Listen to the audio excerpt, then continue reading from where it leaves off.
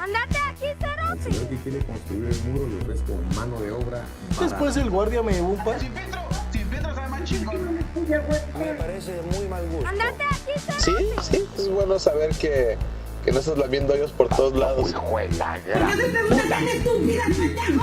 Al señor que quiere construir el muro le ofrezco mano de obra barata. Eres un idiota. Bienvenidos al Chapin Show. Oh, but Wait, what? we weren't supposed to do this in English? What? So they have convinced me. They have convinced me to do one segment in English. We're gonna And do then- this in English from now And on. then In we're gonna English? see how you guys listen to this podcast. So you might want to introduce us first officially, and just tell us a little bit. Tell them the story a little bit about us because they don't know us in English and Inglés. Okay. So my name, we're all going to introduce ourselves, I guess, but my name is Coche Castillo. First of all, it's Castillo. No, Castillo. Costello, like the singer? not sure who that is. Oh my god. Castillo? I'll say Yeah. that. Castillo.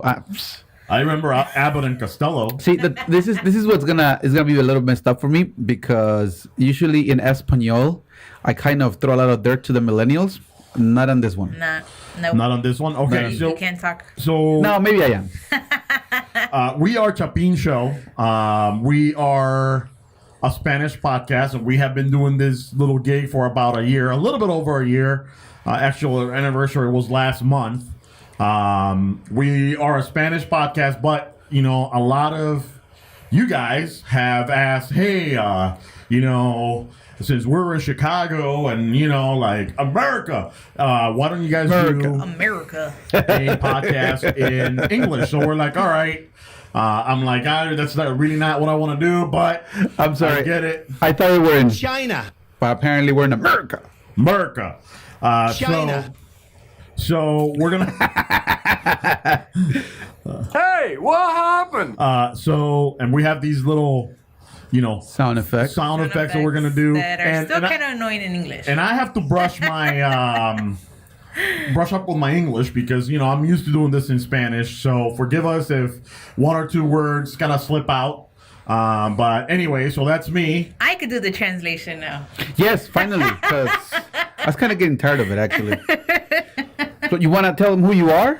I am the gringa.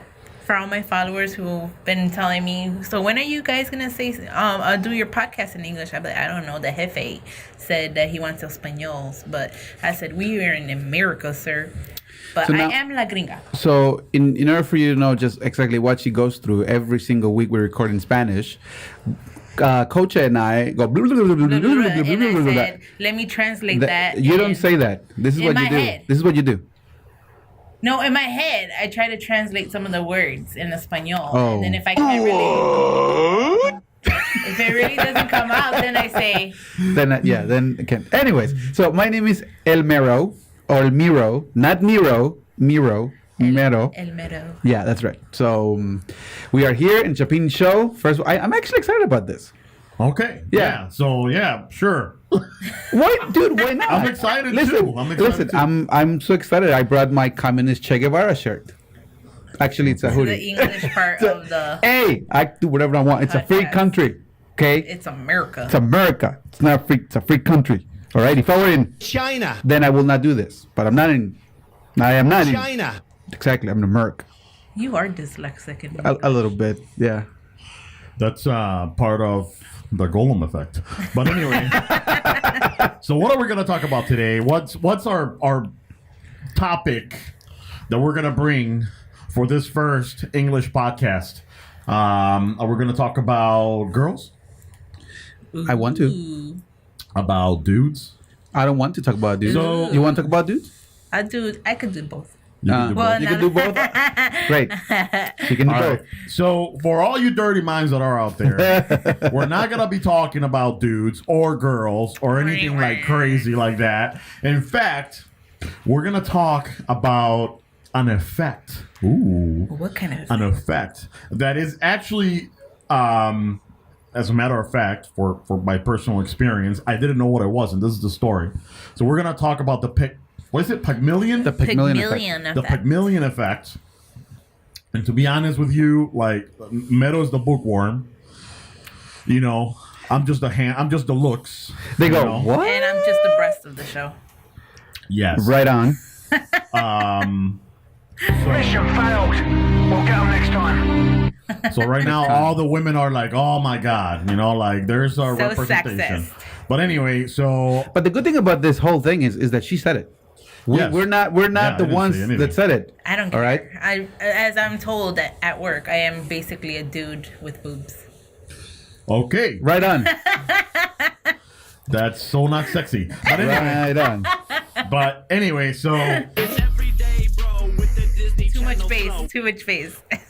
all right, so I don't know what's going on. So we did this segment in Spanish before, the Pygmalion Effect, and then Meadow like all week. Actually, matter of fact, for like about 2 weeks, he's like, "Oh, we should talk about this," and I'm like, "All right, yeah, let's do that."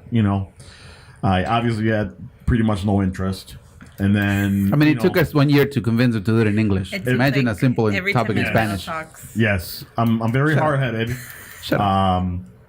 No pun intended. But anyway, so he kept saying every day, "Oh, about this effect and blah blah blah." So the Saturday before we did the show about the Pygmalion Effect, I said, "Okay, so what's the topic again?" And he tells me, still didn't review it till Sunday morning, like an hour before the show. So he sends me this video. Sorry to cut you off. Can I get the can opener, man? It's a bottle opener. Whatever. You know. Tomato. Hey, I hablo español. Whatever, All right? opens up the drink. That's right. And by the way, we do a lot of drinking. A lot on of the Chapin drinking. Show. Salud. Salud. Mine Cheers. is not open yet. Oh, boy. And we're drinking Famosa, which is Gallo here in the United States. Oh, and for my I could do this in English, I guess. So yesterday, All my troubles seem so far away. No? you were doing karaoke yesterday, not right now. I do. Anyways, go ahead. So guess who's following us? Who? Gaia. Famosa. Delicious. Refreshing. Nuestra Quenches my cerveza. thirst. They gotta be out there. What is Gallo?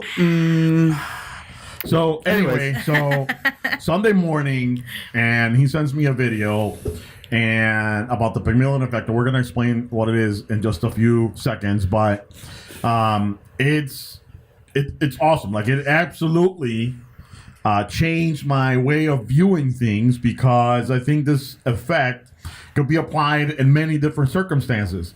So do you want to explain what it is? Yes. I guess.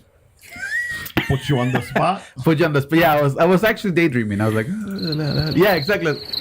And then he put me on the spot. Anyways, the Pygmalion Effect. This is actually comes from the story of statue sculpture. Help me out, Gringa. Now you're gonna help me out.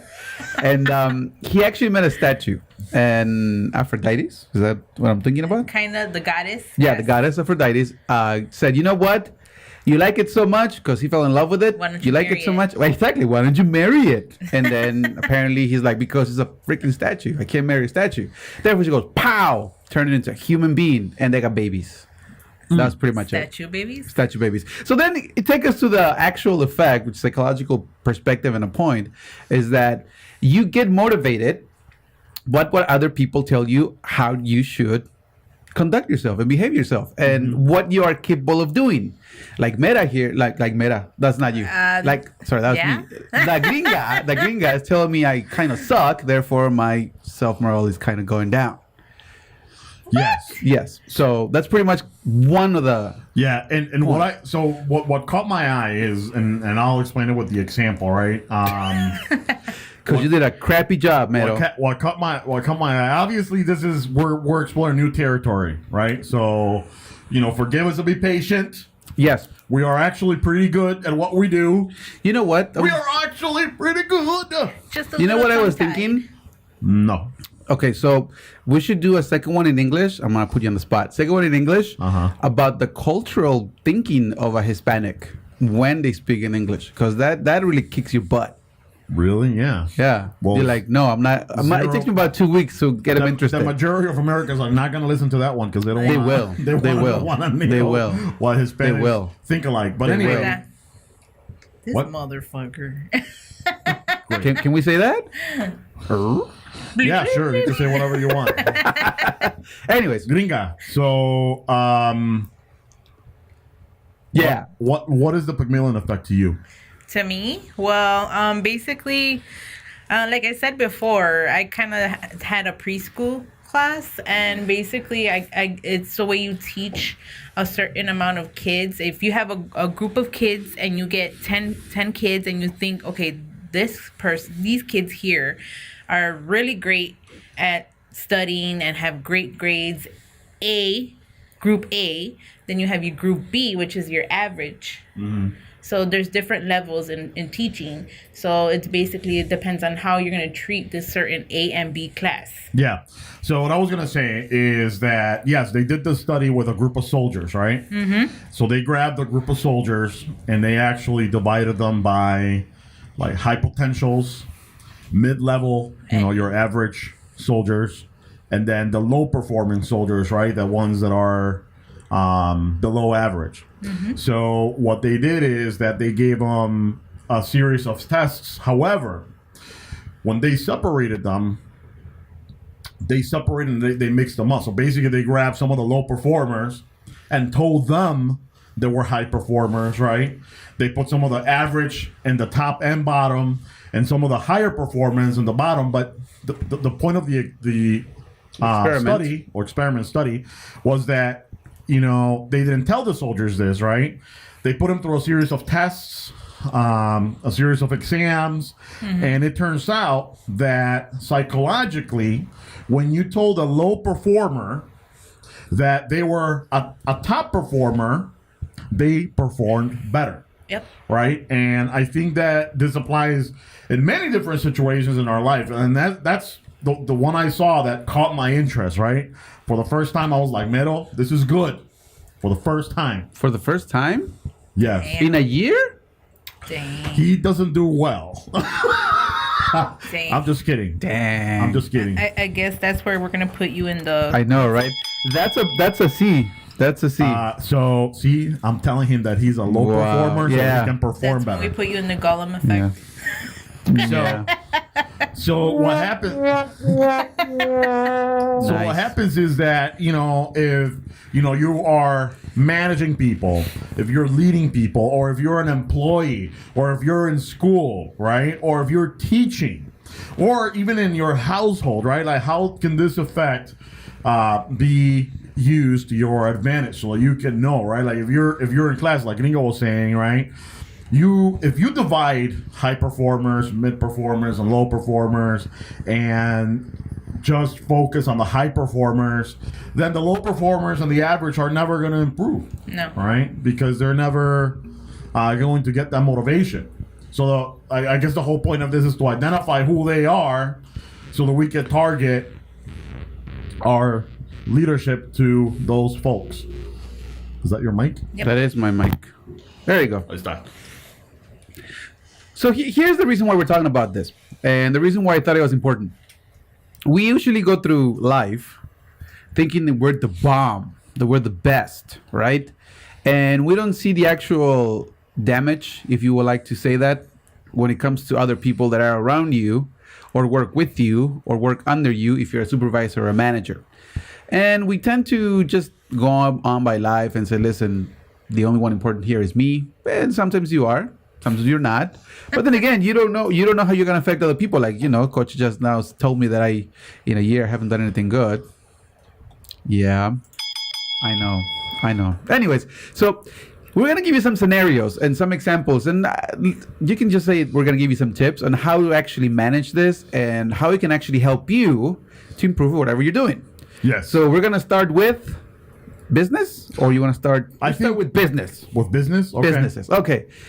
We actually had a topic in Spanish that was actually for great leadership and great leaders. And we gave some really good points in when it came to great leaders. And I wish I could remember all the points, but I was kind of drunk by then. So my tape was already blank, which we also talked about it in another segment in Spanish that when you drink until you forget pretty much everything. Yes. Yeah. But Very true. Very true indeed. But when you're actually in supervising position or management position, you tend to actually focus more on the glued employees, on the ones that perform highly. Those are your what we like to call the pet peeve? No, not pet peeves. No. The teacher's pet. Teacher's pet. Come on, you gotta help me out on this one. Remember? Anyways, so they focus more on those employees. But what about the other employees that are actually struggling to actually make it up the corporate ladder? But they just can't seem to make it.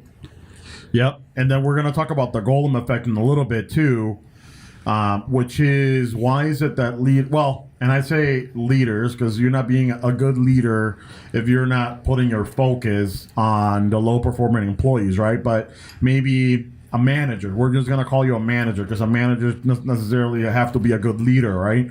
But if you're Which I disagree. A manager has to be a good leader. Not all the time. No. That to me, that's what it implies. You have to be for you to be a manager, you have to be a good leader. That's why there's so many bad managers out there. Right. If you're a bad manager, then you're not a leader. So that doesn't one of them. Well, either you're a leader or you're a manager. But why can you be both? You can be both. But that's what I'm saying. You can be both if you're a leader. If you're not a leader, you can't be both. If that makes sense. No, it doesn't make sense. It makes sense. Maybe in your head as a manager, you think you are a good leader. But for your peers, you are not. You just said that there's managers that are bad leaders. If you're a bad leader, you're not a leader. You are a leader. You're just a manager. No, you are a leader. Well, okay, fine. Okay, fine. Fine. Cheers. So, and this is where the podcast gets good. Yeah. We're already kind of getting into our habit. So, shit, I forgot what I was gonna say. But anyway, argue with metal.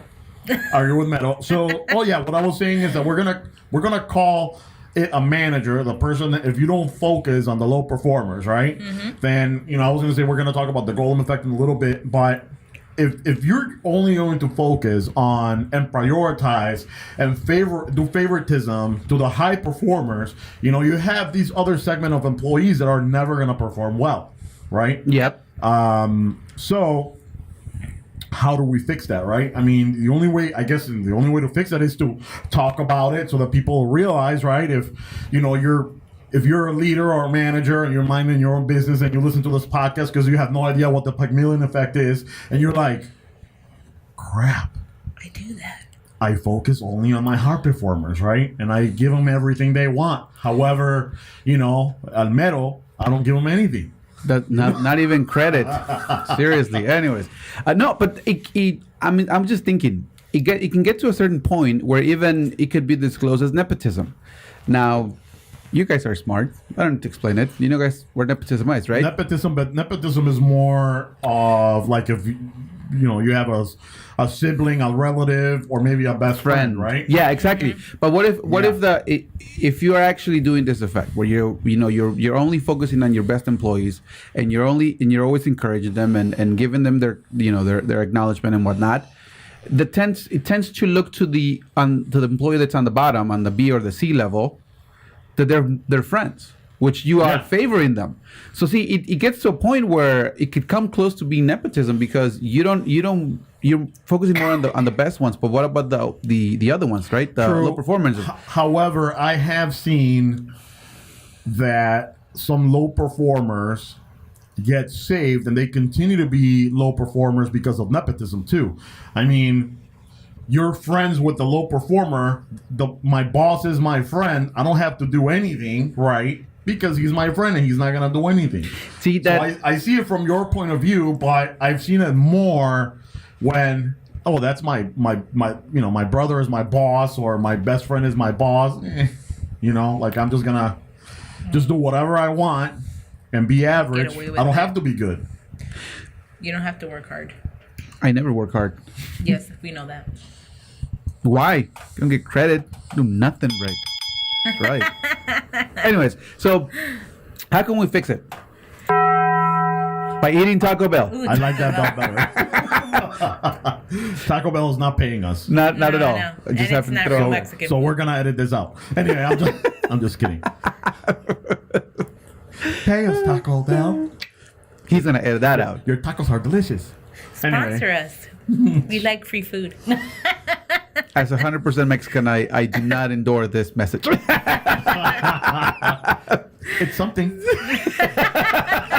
Look what I can do. Anyways, so how can we fix it? Well, simple. Get to know your employees. You know, one of the things that you need to find out is why the employees that are performing low. You know? Like do workshops? I don't know about workshops, but Wouldn't it just be workshops? I mean, that's a good point too. I mean, can it just be a Hey, that's workshop? how I was told to by a manager. So All right. So you want to move on to? Are we done with the business side? Or want to go to the? we haven't even educational talked side? about the business side. What are you talking I about? thought that's what we're doing right now. Oh, okay. Well then, yeah. I mean, sure. So what's your point about the business side? Yeah. No, I think that managers or supervisors should actually be more attentive, or I shouldn't say attentive. That's not the word I was looking for. They should be more careful on how they handle all their employees. One of the things that I've noticed in several supervisors that I work under, Coche, they tend to actually put more stress and tension on their lower employees, and therefore they're not performing at their best. Now, if you're in a business and you are managing someone, everybody counts. Everybody does their best to actually make your business grow. Therefore, you should be more careful. And I don't know. I mean, if you try it, possibly you can get more income. Now, there is who was it in I think in Sweden, that already started cutting their hours from 8 hours to 6 hours of work, and they're paying their full 8 hours. That's a good way to actually motivate everyone to work, because now you're being even across the line. Yeah, but so I that could be taken into another point. Yeah. I get it. I'm just thinking, like, if it were cut from 10 to 8, why is it that people are not working at their capacity when it's 8 hours? Exactly. You know what I'm saying? So you're rewarding them, but I think we talked about this a little bit in the last in the Spanish show, where we talked about motivation, because you did talk about motivation and what motivates people, right? Because I think that obviously we all go to work for money, right? Like that's pretty much. Yeah, but there's always the philosophy that you shouldn't just work for money. You should enjoy what you do, because if you enjoy what you do, then you actually are more productive. Yes. Yes. I absolutely agree with that. But we tend to go to work. I mean, there's some things that we do because we love it, because we have passion, like this podcast, right? Like nobody's paying us to do this, right? I mean, we're doing it because we like it. We like to come here and talk to each other and to you guys about stuff. Mostly Mainly it's the beer. beer. And beer. See, I found the motivation. Even though today, and actually last time, Gringa brought the beer. Salud. Cheers. Don't say I don't liquor up my men. I know a good joke about that. And see again, it's not the men. It's not the men at all. Not the men at all. No, we're innocent. But you talked about motivation. I mean, obviously everybody goes to work because of money, or because some people because of insurance. But how do you motivate people? Because sometimes a lot of the times you can't motivate everybody the same way. Some people are motivated by money, right? Like, and that's why there's incentives at work and things like that, right? But when you don't have that, like, what motivates somebody, and how can you find out what motivates somebody, right? Yeah.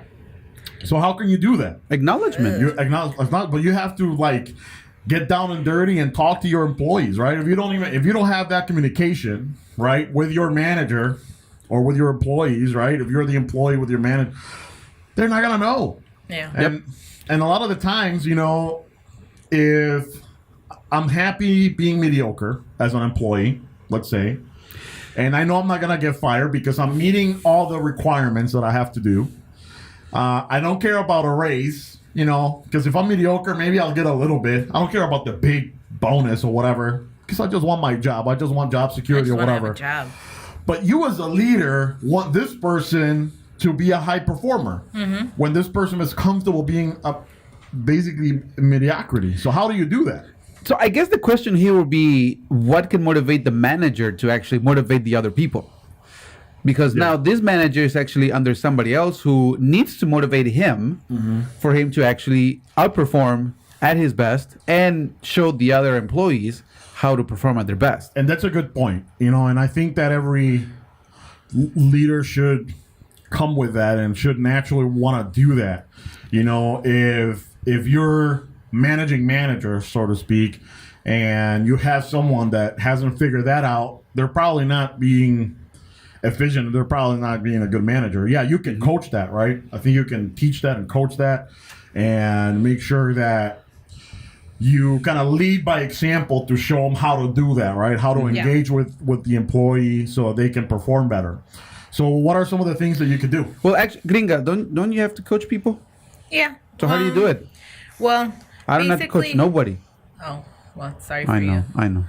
But yeah, for my classes, I'm usually I'll teach the first half of the class, and then, or maybe the whole class the first time, and have the person or instructor to be sitting in the back, just basically going through the notes, writing their notes, what you need to teach, how my teaching is. But sometimes I feel like my way of teaching is totally different than how other people teach. So, But how do you motivate them to teach better?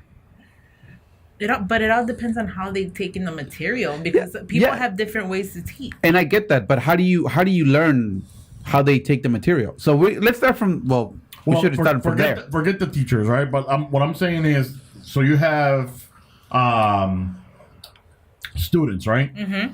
So if you see that a student is not into the class, what do you do? What do you change to make that student be into the class? I basically always ask, how's everybody taking the material? Is there something that you need me to go after or through again? So that way they could, maybe there's some people that need to be repeated maybe once or twice in order for them to process that information. But see, that's not motivation though. That is not motivation. Actually, I could argue that could be taken in as a but in a student's point of way, view. you know? No, it doesn't. I mean, me as a student, if somebody comes to me and says, you're doing it wrong, and you teach me your way, that's not motivating me. That's just telling me that I'm just not doing it right. So that's not motivational. That's just pretty much telling you you're doing it wrong. So how do you motivate somebody to learn the material? And I see what you're saying, because you can adapt to different ways of teaching so that people can be more perceptive, but that's still not motivation. Like if somebody can learn, either you teach, one way or way number 2, right? Yeah. But they're still not motivated, So do you do anything outside of and I don't know, I'm not a teacher, so I don't know if there's any type of rules for whatever you teach in schools or whatever, but is there anything that you can do to specifically dedicate some time to that person to sort of see what motivates them? Yeah, sometimes you go through I do a little questionnaire. Why do you want to be an instructor? So you're teaching teachers? Yeah. Okay, gotcha. Okay. Yeah. So I teach them what are the materials they have to teach the student. Gotcha. Because there's an exam, of course, and I don't like hearing when my students tell me, well, my instructor did not teach me so and so and so. So there's a protocol on what you need to teach. There's a protocol on what you need to tell the student. So basically, there's say I'll tell you, okay, what do you want to learn today? So what's your topic? Nothing. Well, that's true. I know that.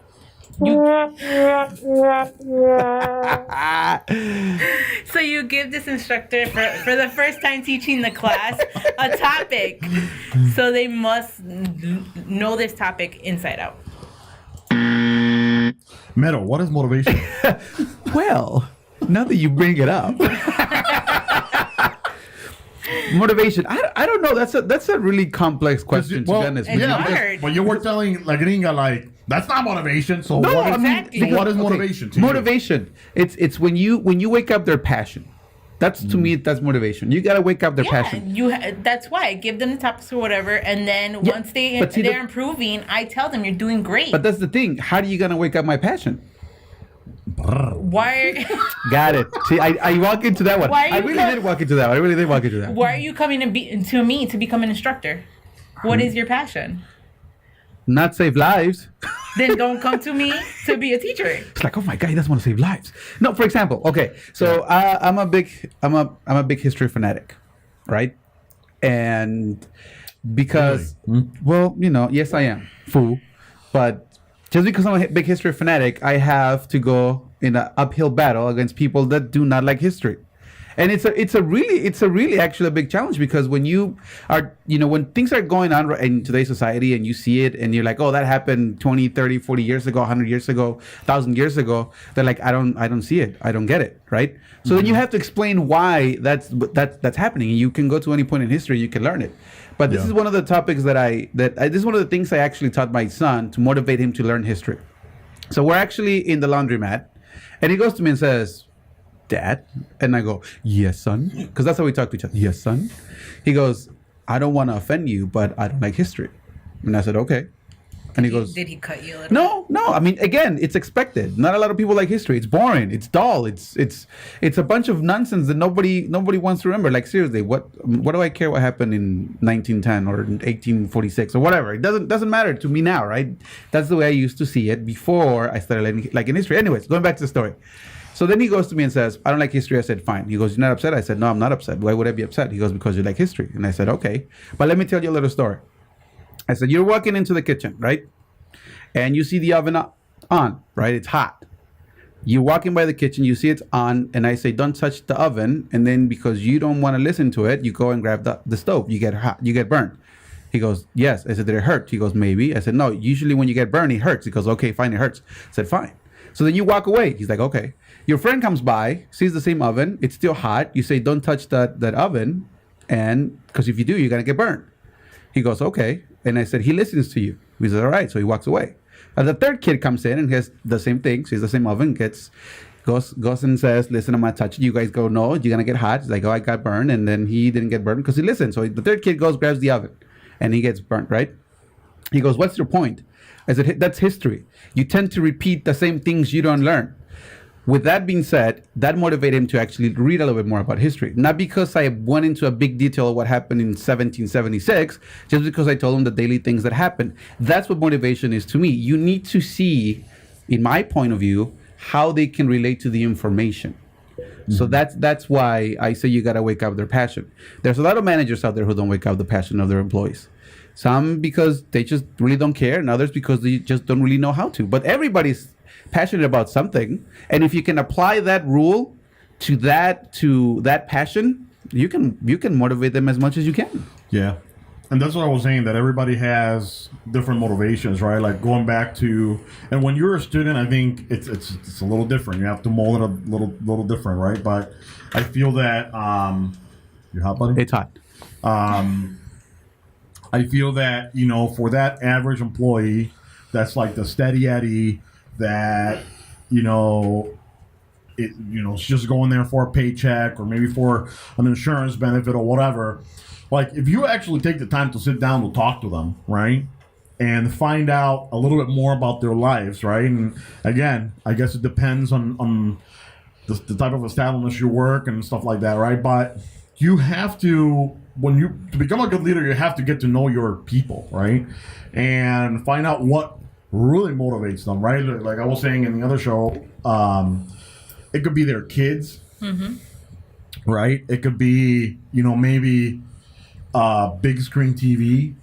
It could be a podcast, right? Because they want to start their own YouTube channel, But you're never going to know what the true motivation outside of money and a paycheck, right, is going to be unless you really talk to them and get to know them, right? And I think that people can see right through, a manager that doesn't care, right? Agreed. And also your demeanor, right? If you really don't care, if you're just doing it because you're filling out a checklist, right? Oh, today I have to go talk to La Gringa.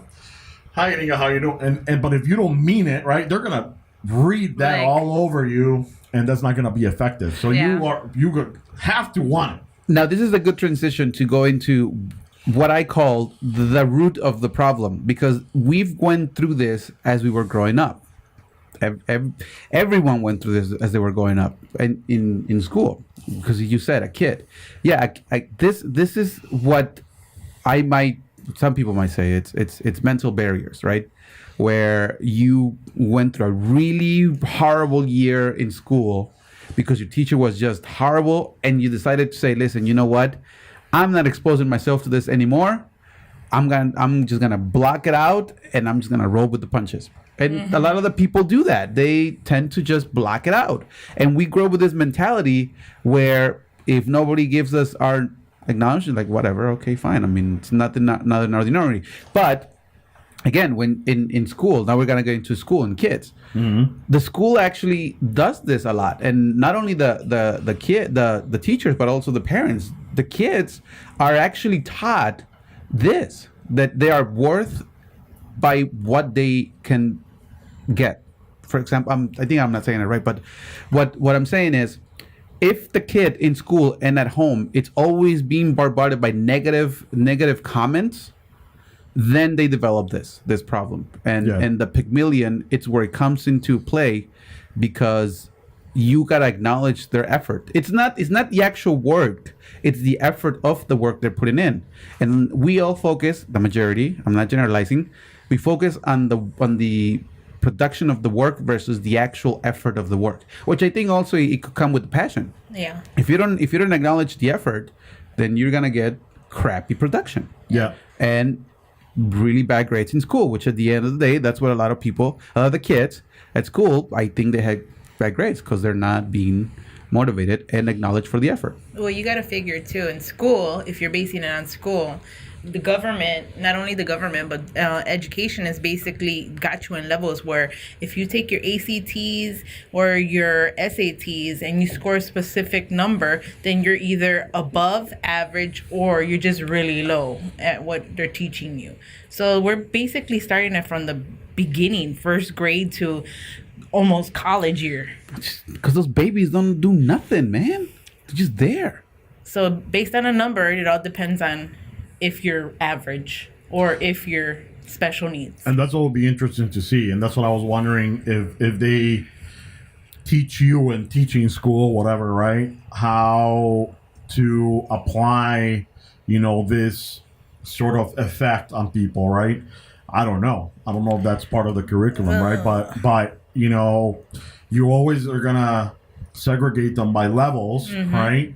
And then how do we prevent from the teacher, like if my son is in that lower level, how do I as a parent, first of all, get involved, right? And I think you can obviously at home, right? By looking at the grades, but how can we prevent from the teachers having favoritism or stereotyping for the higher ones, right?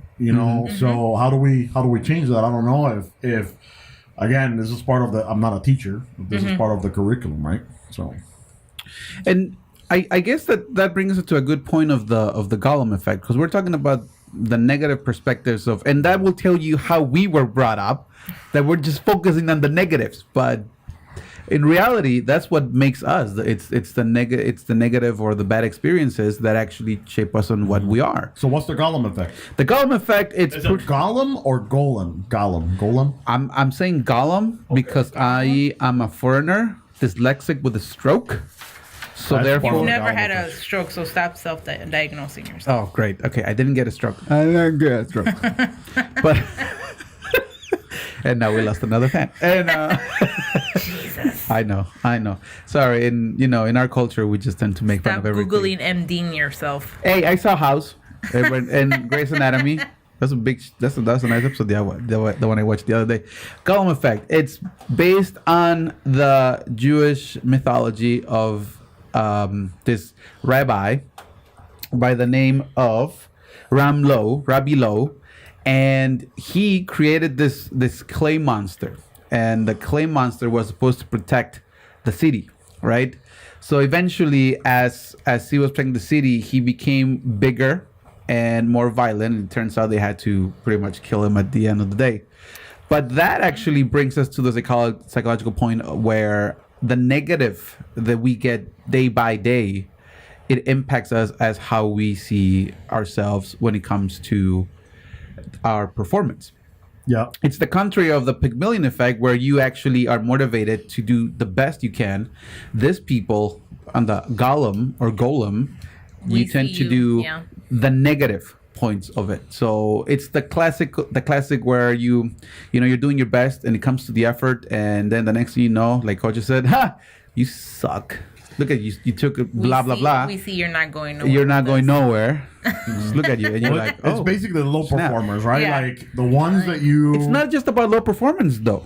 It's That- not. If I see you and I probably think, yeah, he's not gonna go nowhere.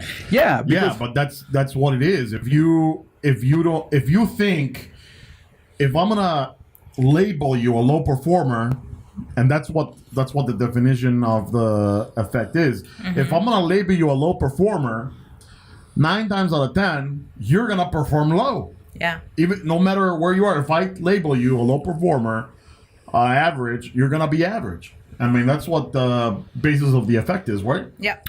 yeah, nah. Well, no. Yeah, nah, well, no. Because see, at this point, it's not just affecting your performance as an employee. This is affecting your performance as a person. Because now they're directly attacking you as a person. Yes. That's and therefore that equals to low performance. Not only that, you start getting like anxiety and just That's the key. See, Depression. in the Pygmalion, they motivate your performance to perform better. In the Golem, they attack you personally, and you perform worse. You perform less. That's what the effect is. Okay, so the Golem effect, a psychological phenomenon in which lower expectations placed upon individuals, either by supervisors or the individuals themselves, lead to poor performance by the individual. Performance by the individual, Yes, and that is generalized into everything he does in his daily. yes. life. So, but it mentions here individuals by their supervisors or the individual. So yes. So me as a supervisor, if I already label you a poor performer, your performance is going to be poor. Yeah, Now, I, as an individual, if I think less of myself, I'm also going to be a poor performer. Got it. But how would you make somebody feel they're performing low? It's not you're gonna come and say, listen, this kind of work, it's not that good. No, usually Yes, that's what happens. It's what happens, but in reality they don't use those kinds of words. In reality they go, man, you know what? You just quit. Nah, You're not really that good. I disagree. Oh well. I disagree because when you give, in general, there's like some type of ratings. When you used to work out online, right? Where you had like a scorecard or whatever. We had a review, and basically they'll tell you, well, you're a top performer and or this- mid performer this- or you're a low performer, right? And here's the bad part, because a lot of people, I think, I wish somebody would tell you, hey, you suck. You know, I think in maybe like smaller businesses, maybe, right? But in a big corporation, I don't think people just go like, hey, you suck, get out of here, because it doesn't work like that. In a That's small how business, harassment maybe, right? starts. But I wish feedback was delivered more directly that way. But what do? You know, we tell the employee, oh, You're doing good at this. you know, like you could do better at this. It's not really hitting the goal, but you're hitting this goal. So good job. Good Continue job. the good work. Maybe you want to improve. You know, and that this. employee walks away like, where it was supposed to be a conversation of like, hey, you suck, you need to do better. That employee is walking away thinking like, shit, I'm doing great. I'm doing freaking awesome. And they're going to continue on doing the same Continuing thing. to do the same thing. So I remember one time they told me One time at band camp? One time at band I camp. just thought of that too. Jesus. They somebody said to me, they said, we're gonna hire you because we are kind of short staffed, but in reality, you are not really cut up for this. You barely made it. Okay, that's what they told me. And I Yeah. go, oh, okay, cool. I stood because I needed a job. Again, it could be based on the experience. I mean, I've had people that say, dude, just freaking quit. You know, Yeah. just let it go. And that 'cause- could be also taken as motivation. Like, Yeah. That just Shit. makes you want to get the passion to prove them. Yeah, wrong. no. I'll be or like, not, no, but I think I think 9 times out of 10 people are gonna be like, oh, well, I'm gonna fail at this. you know who did that? Rocky.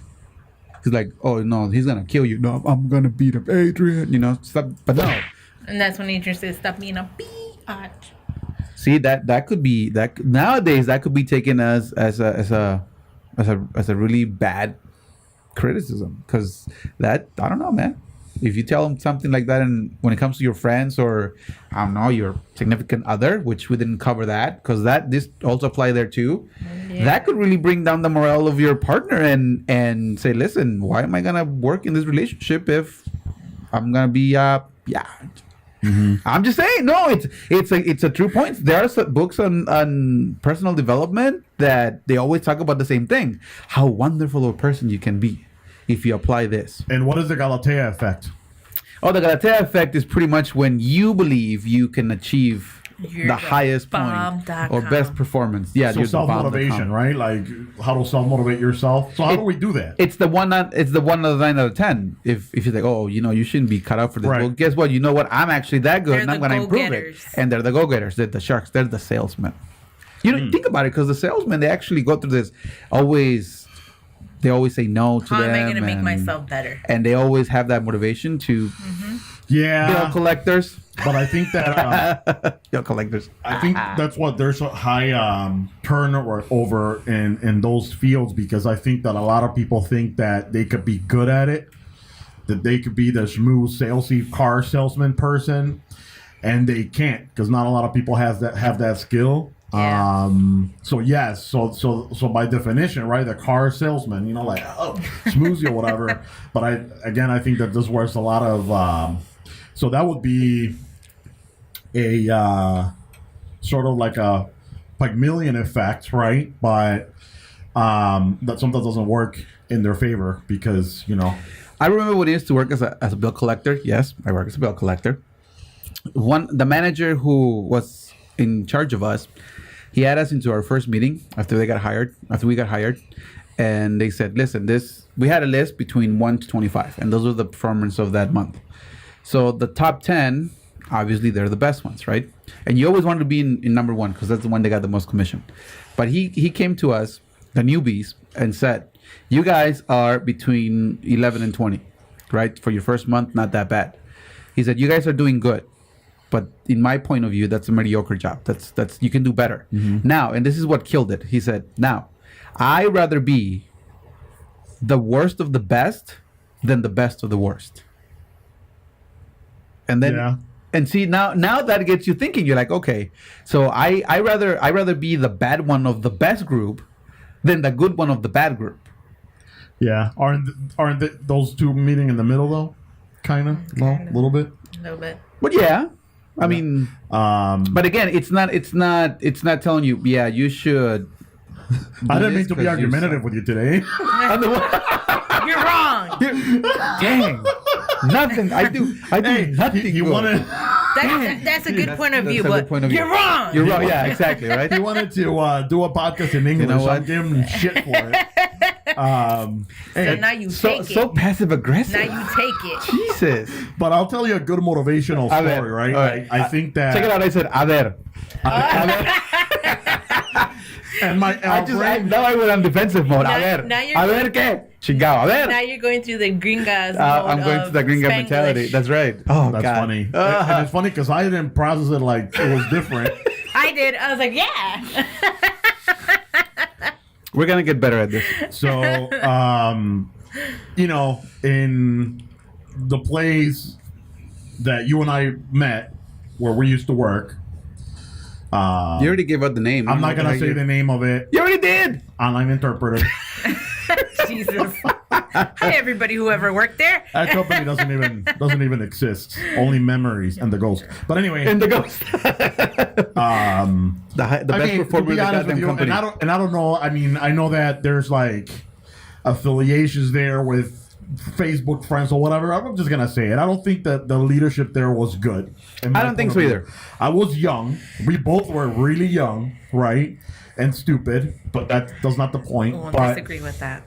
But I think that the way they were managing or leading, looking at it from a point of view now that I have, more years of experience in business, right? I don't think it was done right, but a good example of The Galatea effect was that basically we used to get more money or incentive for taking the most calls or basically being on the phone longer, right?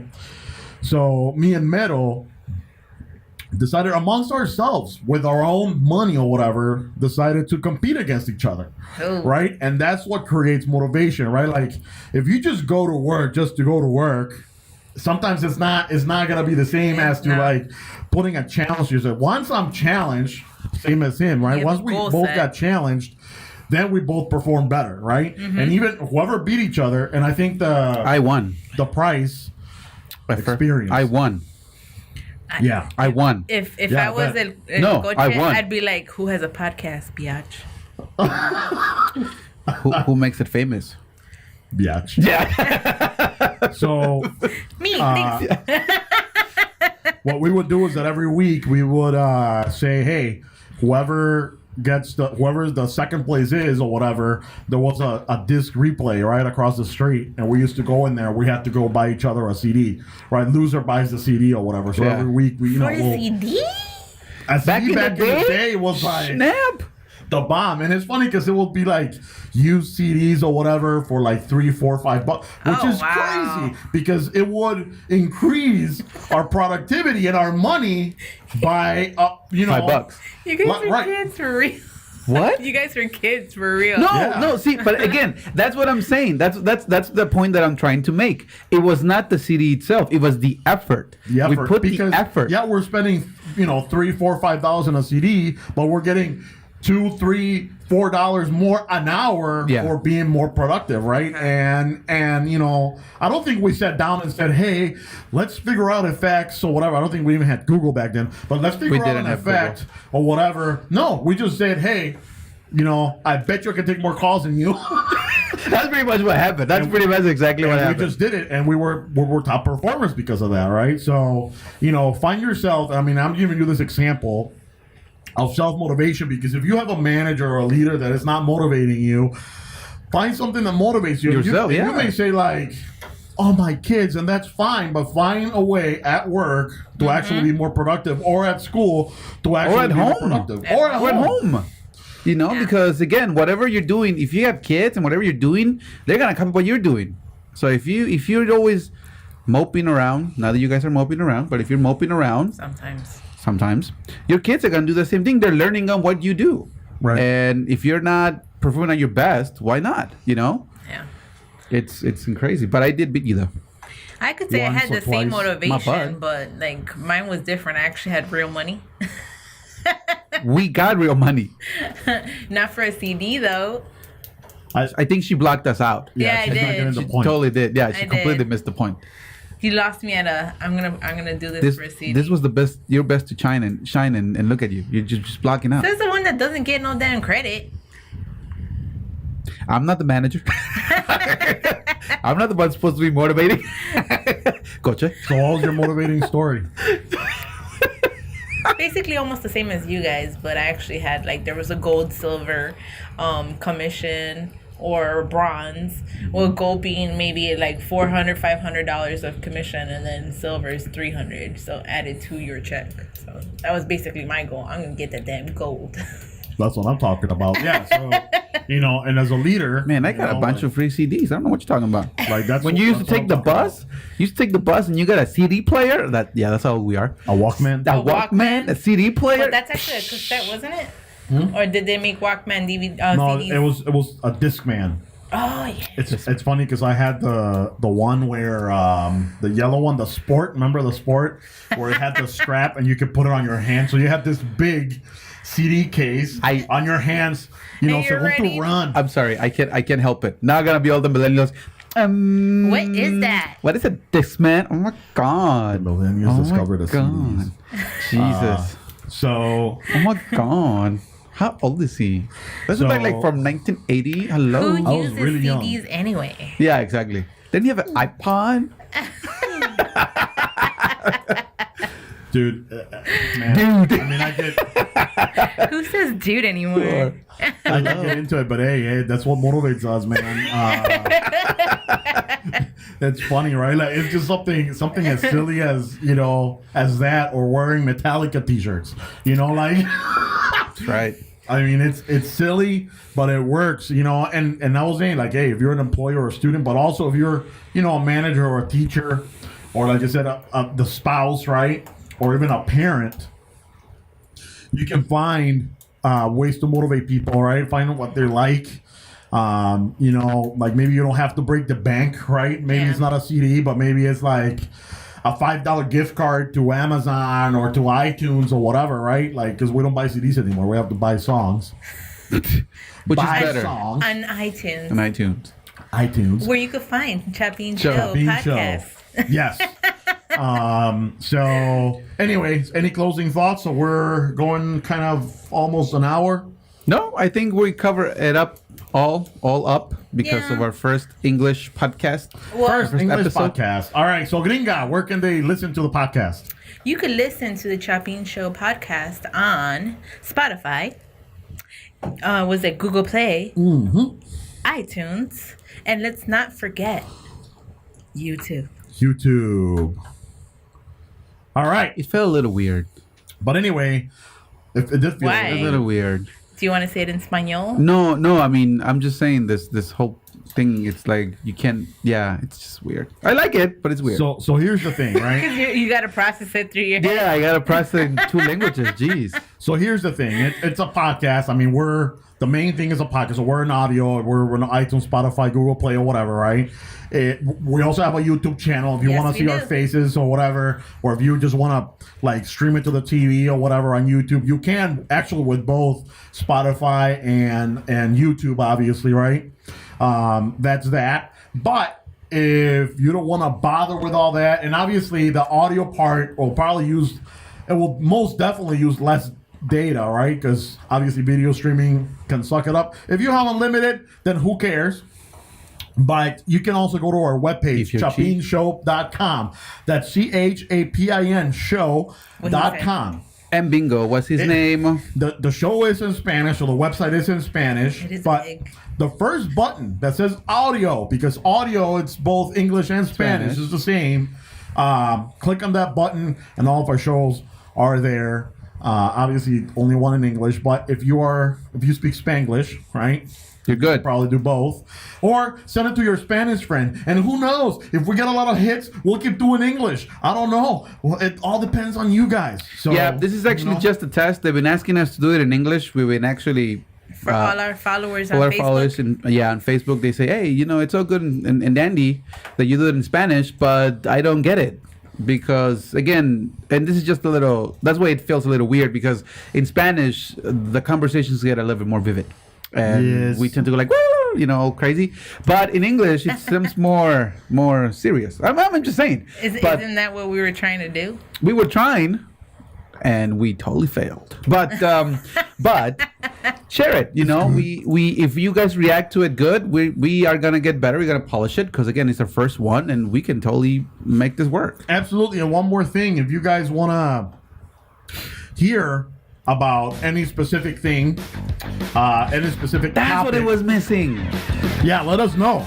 Like if you say, hey, Coche, Mero, Gringa, like, I don't give a damn about no Pygmalion Effect. I want to know more about, bean Shit. cups or whatever. What is it? Dude. The cup for the menstrual cup. Oh God, no! Let's not bring that one up. Jesus. Or I want to know more about sex bots or technology. Let us know, because if you put in that request, the Chapin Show will deliver. So drop a comment in whatever page you're in. Subscribe. And share. And like. Adios. Cheers. Arrivederci.